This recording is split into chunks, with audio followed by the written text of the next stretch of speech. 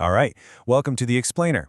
Today we're diving into a really unique way to think about achieving your goals. It's called the G method.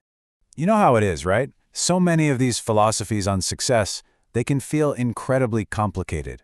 It's like they require some special talent you don't have, or just this intense, non-stop willpower that, let's be honest, most of us just can't maintain every single day.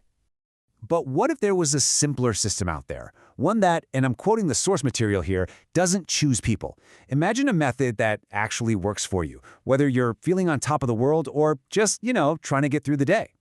Well, that's what the G method is all about. It's not presented as this big, hard struggle. Instead, think of it like a toolbox, simple, powerful, and ready for anyone to pick up and start building the life they really want. Okay, so let's dive into this. A lot of conventional methods, they get really focused on one specific thing, like business, and can honestly just lead to total burnout. The G method is designed to be totally different. It applies to all areas of your life. We're talking health, relationships, your career, your personal mission. It's a much more holistic way of looking at things. So what's the secret sauce here? Well, it all starts with a pretty radical idea about the very space that's all around you, right now. The whole G method is built around this concept of the God of space. Now let's be clear, this isn't a deity in a religious sense at all. The guidebook describes it as a creative, kind of parental, loving energy that's in the universe, one that you can actually partner with. So the idea is you don't have to come up with all the power and all the solutions by yourself. You just need to learn how to tap into this supportive, creative energy that's already there, pretty much just waiting to help you out. And this is the crucial point, really. It totally shifts the focus. It's not about relying on your own limited energy and willpower anymore. It's about moving into a collaborative partnership with a much, much larger creative source. Okay, so let's get practical. How does this actually work? How in the world do you communicate with this space? Let's open up the toolbox. The method uses something it calls space tweets. And no, we're not talking about social media here. Think of them more like short, focused messages, almost like whispers that you send out into this space. The guidebook has this great comparison. It says these 7 basic messages are like a carpenter's 7 essential tools. Each one is designed for a very specific job. So let's run through them real quick.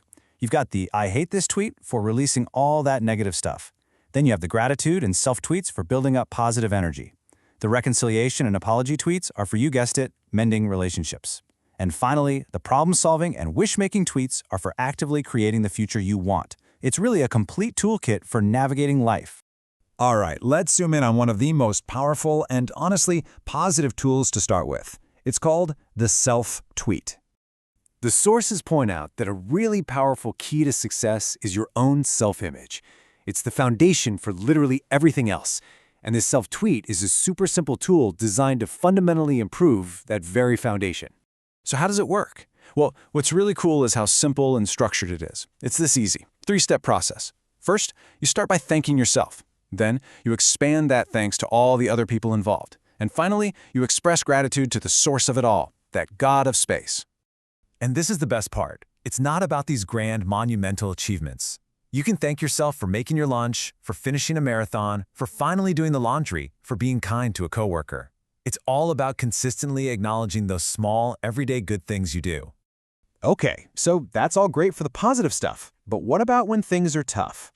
The G method has a very unique and, frankly, kind of revolutionary tool for handling life's biggest challenges. So many of us, we have a big, inspiring goal we want to reach, but there's this more immediate, pressing problem standing right in the way. Let's take debt, for example. It's something the source material uses to really illustrate this point.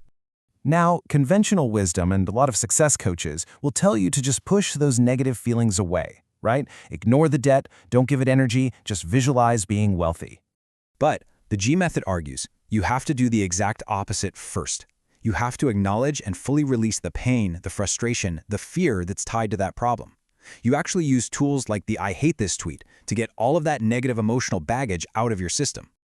And only after you've cleared out all that negative energy do you turn the problem on its head.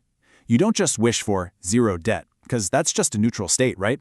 You flip the problem of debt into its powerful positive opposite, a wish for a truly abundant life. Now that becomes your new target. So, after all this, what's the big picture here?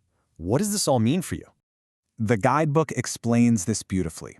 It says these tools require a little focused practice at the beginning, just like learning to ride a bike.